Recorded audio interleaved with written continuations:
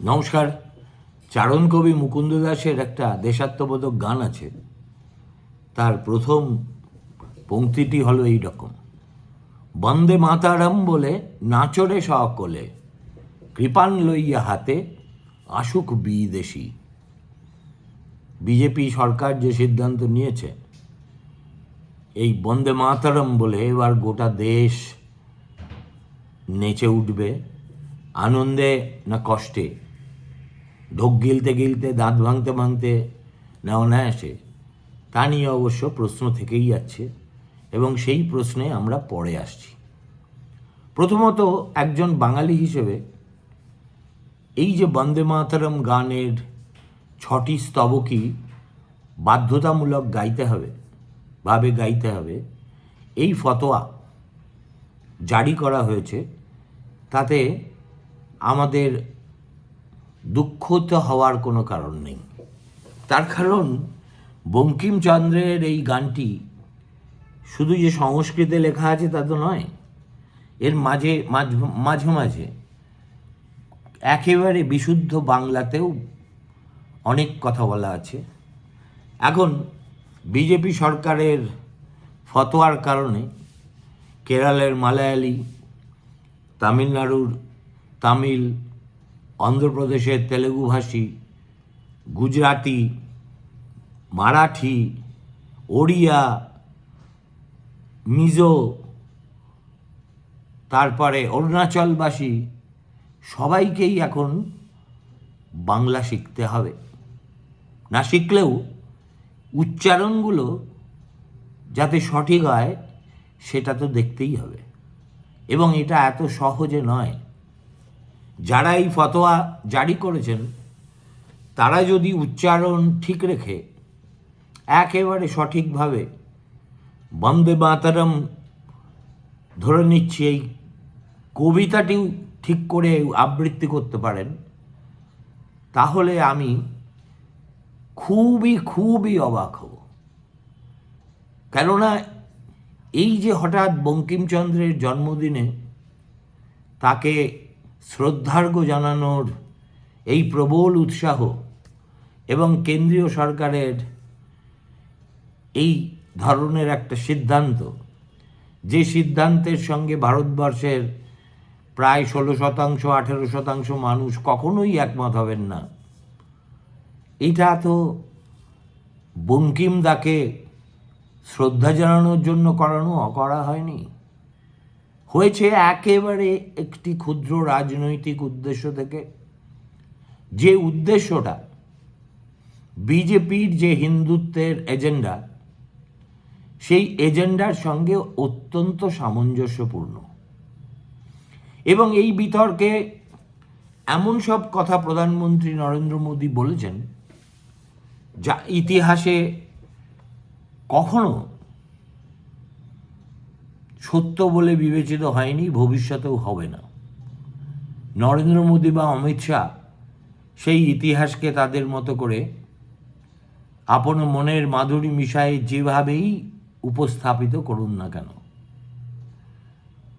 প্রথম কথা, এই গানটির সঙ্গে যারা অঙ্গাঙ্গিভাবে জড়িত তাদের কেউ জন্মে কোনোদিন হিন্দুত্ববাদী রাজনীতির সঙ্গে জড়িত থাকেননি। যদিও বঙ্কিমচন্দ্রের লেখায় একটা হিন্দু জাগরণের ইঙ্গিত আমরা পেয়েছি, তবু বঙ্কিমবাবুকে এইভাবে সাহিত্য সম্রাট আমাদের তাকে দেগে দেওয়াটার পিছনে এক ধরনের আরবিট্রারি মতলব আছে, তার বেশি কিছু নয়। আর গানটাকে জাতীয় সঙ্গীত হিসেবে প্রথম গ্রহণ করেছিল যে দলটি, তার নাম জাতীয় কংগ্রেস। গানটি গেয়েছিলেন যিনি, তার নাম রবীন্দ্রনাথ ঠাকুর। এর সঙ্গে বিজেপি বা আজকে হঠাৎ করে প্রেস কনফারেন্সে গজিয়ে ওঠা তৃণমূলের ওই আর কি কুশিক্ষামন্ত্রী, এদের কারুর ত্রিকুলে কোনো সম্পর্ক নেই। অথচ যাদের এই ব্যাপারে সম্পর্ক আছে তাদের কথা কেউ শুনতে পাচ্ছে না। প্রিয়াঙ্কা গান্ধী সেদিনকে বঙ্কিমচন্দ্রের উপর বিতর্কে একটা চমৎকার মন্তব্য করেছিলেন প্রধানমন্ত্রীর উদ্দেশ্যে। বললেন, প্রধানমন্ত্রী সবই বললেন, যে গুরুদেব রবীন্দ্রনাথ ঠাকুর এই গানটা গেয়েছিলেন একটি অধিবেশনে। অধিবেশনটি কার ছিল সে কথা উল্লেখই করেননি। দেখুন, বিজেপির এই একটা মস্ত বড় ল্যাঠা। তাদের সঙ্গে আর যাই থাকুক, একটা বিকৃত মুসলিম বিদ্বেষী, মোগল বিদ্বেষী মনোভাবের একটা উগ্র হিন্দুয়ানা থাকতে পারে, কিন্তু ভারতবর্ষের ইতিহাসের সঙ্গে তারা সম্পূর্ণভাবে বিযুক্ত। তার ফলে যখন তারা অ্যাপ্রোপ্রিয়েট করার চেষ্টা করেন আমাদের কোনো ন্যাশনাল হিরোকে, তখন তার পিছনে অনেক ফাঁকি থেকে যায়, এবং সেই ফাঁকিগুলো এতটাই চোখে পড়ার মতো যে আজকাল সেসব নিয়ে আর কেউ বিতর্কই করে না। যেমন ধরুন, হঠাৎ সর্দার বল্লভভাই প্যাটেল এত লোক থাকতে বিজেপির একজন খুব প্রণম্য আইকন হয়ে উঠেছিলেন, এখনও আছেন।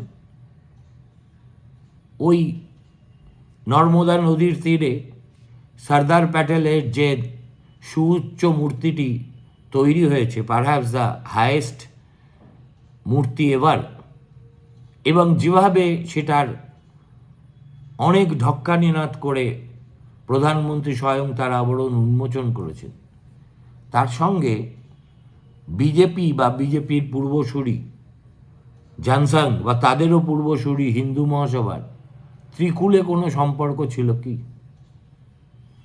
অতএব যা কংগ্রেসের ঐতিহ্য এবং কংগ্রেসের সঙ্গে অঙ্গাঙ্গিভাবে জড়িত, সেখানে যদি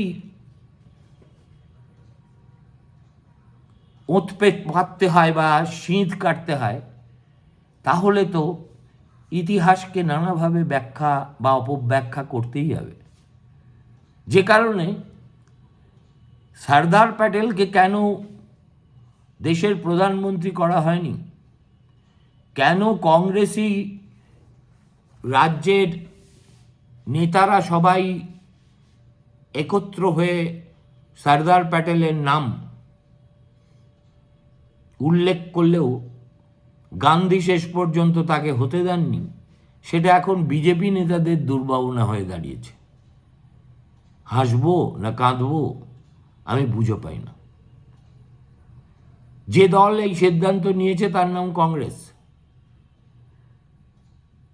এবং সর্দার প্যাটেল প্রধানমন্ত্রী হতে না পারার জন্য খুব দুঃখিত হয়েছিলেন, ডিপ্রেশনে চলে গিয়েছিলেন, এবং একেবারে অন্তরীণ হয়ে দুঃখে কালাতিপাত করতেন, এমন কোনো তথ্যও তো ইতিহাসে আমরা দেখতে পাইনি।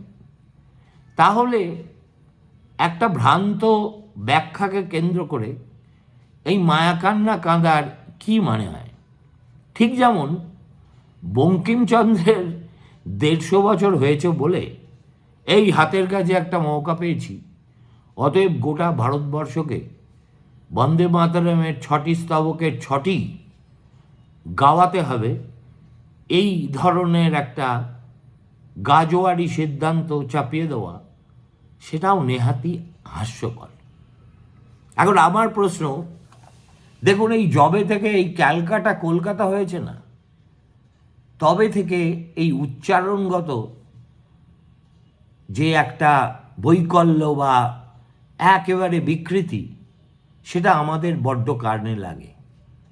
যখন কোনো বিমানবন্দরে অপেক্ষমান থাকি বা রেলে অপেক্ষমান থাকি, কলকাতা শব্দটাই উচ্চারণ করতে পারে না বাকি ভারতবর্ষ, বিশেষ করে হিন্দিওয়ালারা। তারা বলে থাকেন Kolkata. Indian airlines flight schedule for Kolkata is now ready for departure. যখন শুনতে হয় গাটা রেডি করে। এই অভিজ্ঞতার পরিপ্রেক্ষিতে আমি শুধু চোখ বুজে ভাবছিলাম, তাহলে এই বন্দে মাতরমের উচ্চারণ করতে যায় বাকি ভারতবর্ষ কি করবে?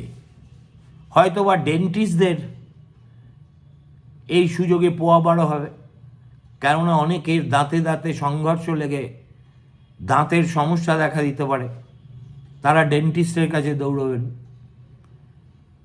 এটা বলে দেওয়া খুব সহজ, বন্দে মাতরমের সঠিক উচ্চারণ করে সঠিকভাবে সেটাকে আত্মস্থ করে তারপরে সেটাকে গাওয়া অথবা আবৃত্তি করা, যাই বলুন না কেন, সেটা কোনো চারটিখানি কাজ নয়। হ্যাঁ, আমরা খুশি, কেননা এটা শুধু একজন বাংলার সাহিত্য সম্রাটের কীর্তিকে স্বীকৃতি জানানো নয়, এটা এর সঙ্গে যে বাংলা লাইনগুলো আছে সেগুলোও যখন ধেই ধেই করে গুজরাটিরা বা মারাঠিরা বা মালায়ালিরা গাইবে, তখন আমাদের বুকের ভিতরে একটু গর্ববোধ তো হবেই। এইটুকু আমি স্বীকার করতে রাজি আছি। তুমি বিদ্যা, তুমি ধর্ম, তুমি হৃদয়, তুমি মর্ম, তং হি প্রাণা শরীরে বাহুতে তুমি মা শক্তি, হৃদয়ে তুমি মা ভক্তি, তোমারই প্রতিমা গড়ি মন্দিরে মন্দিরে।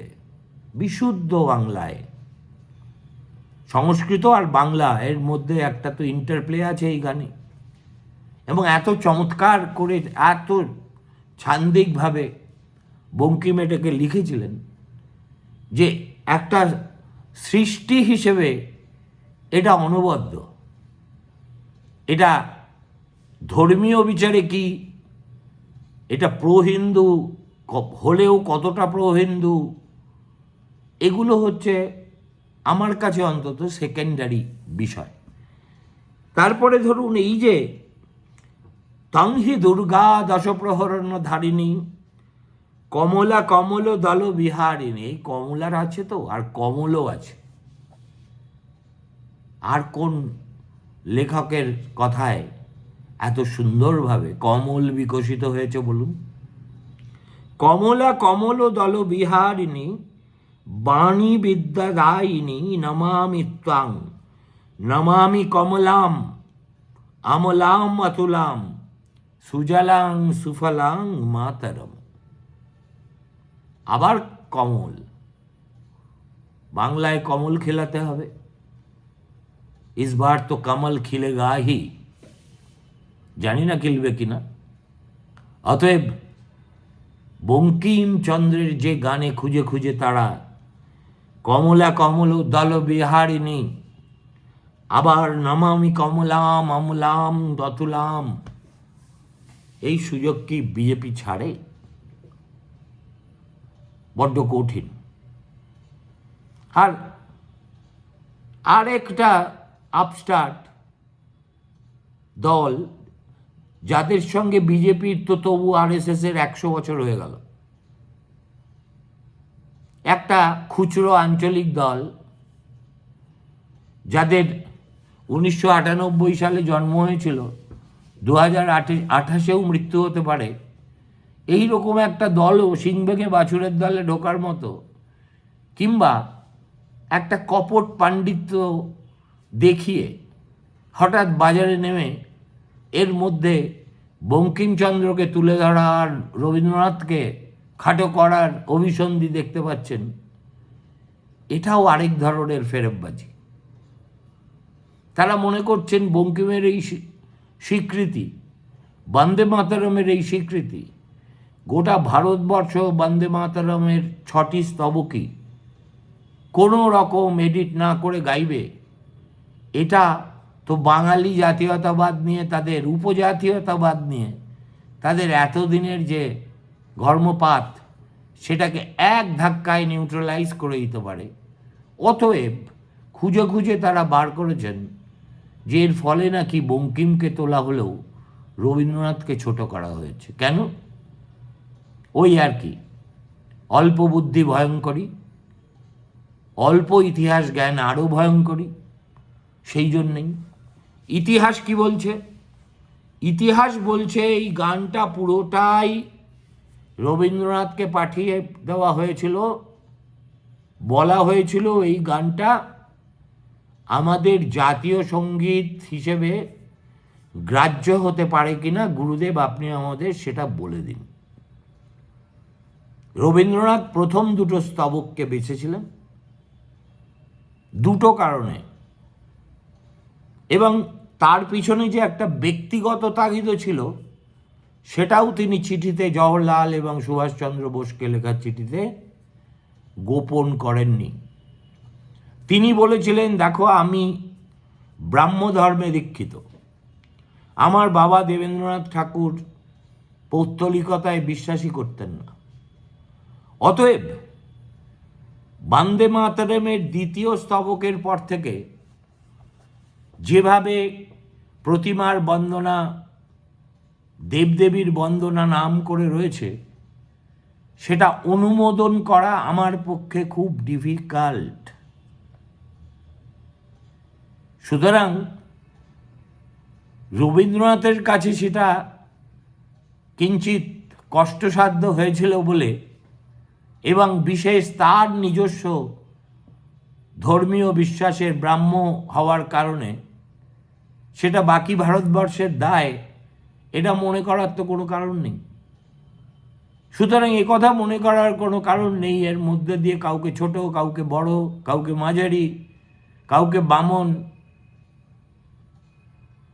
করার চেষ্টা হচ্ছে। এটাও একটা আরোপিত এবং অত্যন্ত মতলবী একটা রাজনৈতিক কথা, যে কথা পিছনে এক ধরনের হতাশা এবং আশঙ্কা আছে যে বিজেপি শেষ প্রহরে বাজারে নেমে নেপোয় দই মারার মতো আমাদের যে শেষ অস্ত্র ছিল বাঙালিদের প্রতি বিমাতৃসুলভ আচরণ, সেটাও ছিনতাই করে না পালিয়ে যায়।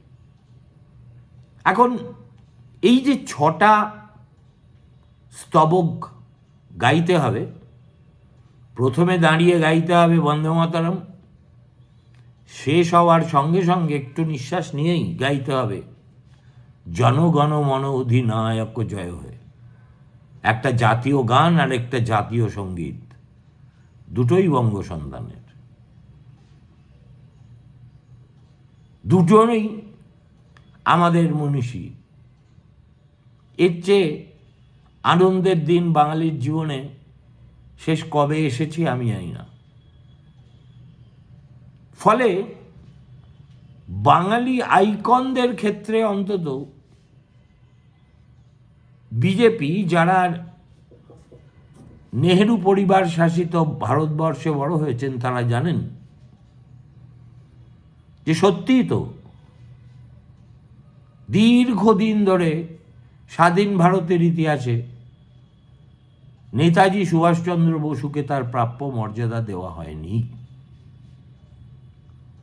আজকে যখন সাবেক রাজপথ, এখন কি একটা নাম হয়েছে তার, ক্রিয়াপথ না কি, আমার মনে থাকে না, রাজপথের নাম চেঞ্জ করার কি কারণ ছিল সেটাও মনে থাকে না, আমি অন্তত তার কোনো ব্যাখ্যা খুঁজেই পাই না। কিন্তু ইন্ডিয়া গেটের সামনে যখন নেতাজির মূর্তি স্থাপিত হয়, তখন বাঙালি হিসেবে কিঞ্চিত অতিরিক্ত ভালো লাগে বই কি। বিজেপির একমাত্র সমস্যা, তাদের একজন প্রতিষ্ঠাতাও বাঙালি, শ্যামাপ্রসাদ মুখোপাধ্যায়।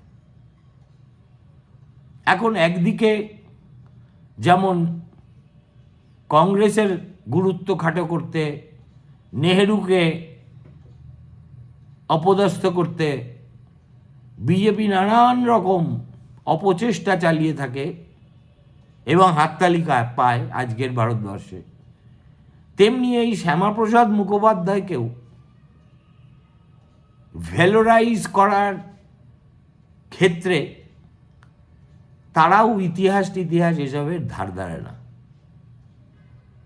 শ্যামাপ্রসাদ মুখোপাধ্যায়কে পশ্চিমবঙ্গের জনক হিসেবে আখ্যায়িত করে, যেন শ্যামাপ্রসাদ না থাকলে আমরা একেবারে ঢুকে যেতাম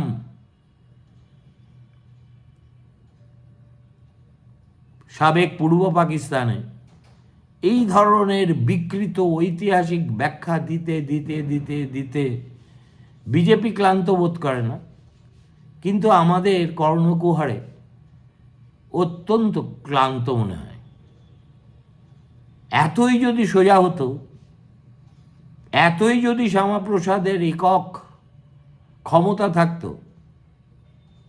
তাহলে তো ইতিহাসে তার জায়গা অন্যরকম হতে বাধ্য ছিল। হয়েছে কি? যতদিন শ্যামাপ্রসাদ জীবিত ছিলেন, তার দল হিন্দু মহাসভা জনসংঘ বাংলায় তো সামান্য কিছু একটা মার্জিনাল পলিটিক্যাল ফোর্স হিসেবে বেঁচেছিল। তিনি দেহ রাখার পরে তার দলটাই উবে গিয়েছে এই বাংলা থেকে। গান্ধী চলে যাওয়ার পরে, নেহরু চলে যাওয়ার পরে, সুভাষচন্দ্র চলে যাওয়ার পরে কংগ্রেস কিন্তু উবে যায়নি। আর তারপরে সত্যি কথা হলো, এখন তো আর পার্টিশন পেপারস কোনো গোপন ব্যাপার নয়। ব্রিটিশ ইন্ডিয়া অফিস লাইব্রেরিতে সব ওপেন করা হয়ে গেছে। কেউ ইচ্ছে করলে আমাদের জাতীয় মহাফেজখানায় গিয়েও দেখতে পারেন। সেটা হচ্ছে স্বয়ং মাউন্টব্যাটেন র্যাডক্লিফকে পরিষ্কার করে বলে দিয়েছিলেন যে বাংলার ক্ষেত্রে কলকাতা যাতে কোনোভাবে সাবেক পূর্ব পাকিস্তানে না যায়, সেটা নিশ্চিত করতে হবে।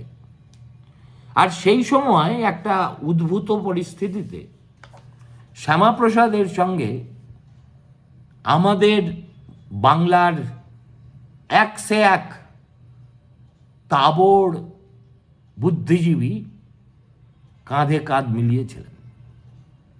যদুনাথ সরকার, সুনীল চট্টোপাধ্যায়, আমাদের ঐতিহাসিক মজুমদার, এরকম কত নাম করে যাব। এবং সর্বোপরি হিন্দুরা যদি কোনো নেতৃত্ব ছাড়াই, পূর্ববঙ্গে বসবাসকারী হিন্দুরা যদি মুসলিম শাসনে থাকতে রাজি হতো, তাহলে শ্যামাপ্রসাদের হাজার চেষ্টা সত্ত্বেও তাদেরকে পশ্চিমবঙ্গে আনা যেত না। সুতরাং রিয়েল কন্ট্রাডিকশন এবং ধর্মীয় ভেদাভেদের জায়গাটা অনেক আগে থেকেই তৈরি ছিল। That was a historic fact. Nirajchandra চৌধুরীর বই পড়ে দেখবেন। সুতরাং একটা জনগোষ্ঠী যারা কিছুতেই মুসলিম শাসনাধীন পাকিস্তানে থাকবে না, তারা তো এমনিতেই আসবে। সুতরাং যারা স্বেচ্ছায় আসবে তাদেরকে টেনে আনা কোনো প্রয়োজন সেভাবে ছিল কি আদৌ? তার ফলে কি হয়েছে, পলিটিশিয়ানদের হাতে যখন ইতিহাস পড়ে, তখন তারা নিজেদের প্রয়োজন মাফিক কখনো গ্রহণ, কখনো বর্জন, কখনো সত্য কথা, কখনো অর্ধ সত্য কথা, কখনো অসত্য কথা, সব কিছু বলে জিনিসটাকে গুলিয়ে দেন। ফলে বঙ্কিমের বন্দে মাতরমের 150 বর্ষ পূর্তি উপলক্ষে এই সিদ্ধান্তের পিছনে যে রাজনৈতিক একটা মতলব আছে এবং তাদের নিজস্ব ন্যারেটিভকে আরও প্রতিষ্ঠিত করার বাসনা আছে, এ ব্যাপারে কোনো সন্দেহ পোষণ না করেও আমার এই 2 পয়সার ওপিনিয়ন হলো, বাঙালি হিসেবে আজকে কিন্তু আমার কিঞ্চিত শ্লাঘাবোধই হচ্ছে। ভালো থাকবেন, নমস্কার।